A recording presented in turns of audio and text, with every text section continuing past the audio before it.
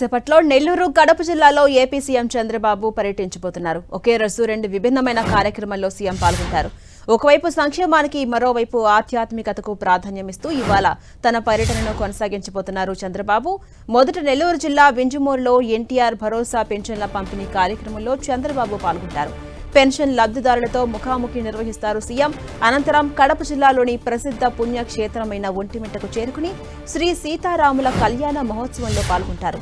కూటమి సర్కార్ అధికారంలోకి వచ్చిన తర్వాత ఎన్టీఆర్ భరోసా పెన్షన్ల పథకం ద్వారా పేదలకు పెద్ద ఎత్తున నగదును బదిలీ చేస్తూ వస్తోంది. గడిచిన 22 నెలల్లోనే ప్రభుత్వం పెన్షన్ల రూపంలో లబ్ధిదారులకు 60,437 కోట్లను అందించింది. ఇక సీఎం చంద్రబాబు టూర్కు సంబంధించి మరిన్ని అప్డేట్స్ మా ప్రతినిధి దేవకుమార్ అందిస్తారు. దేవకుమార్.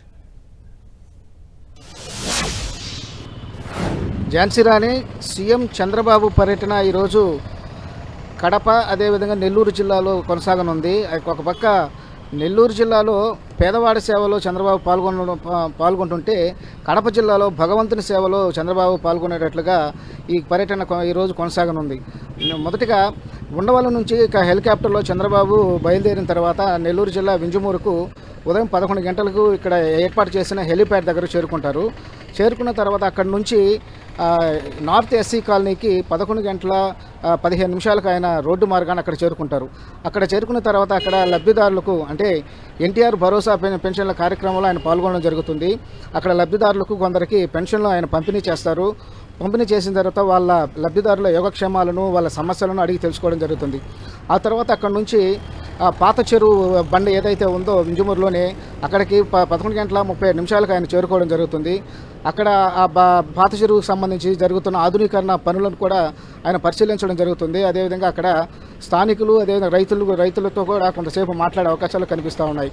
అయితే ఈ పాత చెరువు అనేది ఒక నీటి వనరు. అయితే దీన్ని సమ్మర్ స్టోరేజ్ నిర్మాణంగా మార్పు చేయాలని చాలా కాలంగా ఏళ్ళుగా కూడా అక్కడున్న స్థానికులు అదేవిధంగా చుట్టుపక్కల గ్రామాల ప్రజలంతా కూడా దానిపైన సీఎం దృష్టికి కూడా తీసుకుపోవడం జరిగింది. గత కొన్నేళ్ళుగా దానిపై నిరాహార దీక్షలు కూడా చేశారు.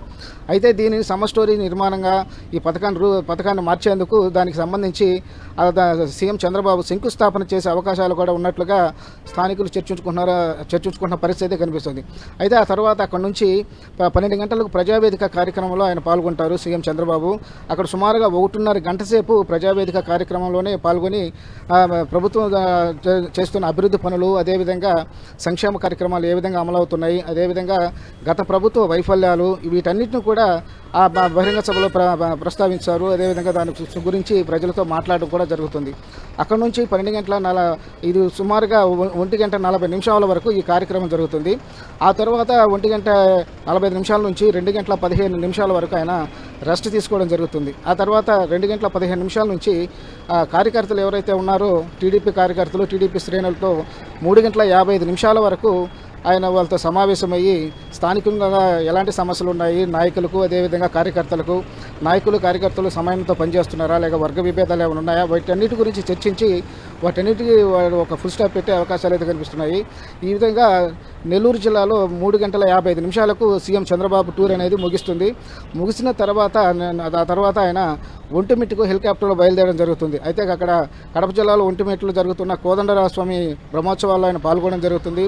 పాల్గొన్న తర్వాత అక్కడ సీతారాముల కళ్యాణ మహోత్సవంలో భగవంతునికి ఆయన పట్టు వస్త్రాలు అదేవిధంగా తలంబ్రాలు కూడా సమర్పిస్తారు. ఈ కార్యక్రమంలో చంద్రబాబు సతీమణి కూడా ఆయన పాల్గొనడం జరుగుతుంది.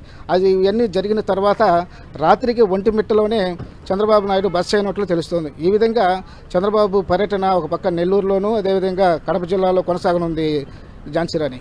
Right, thank you Devakumar.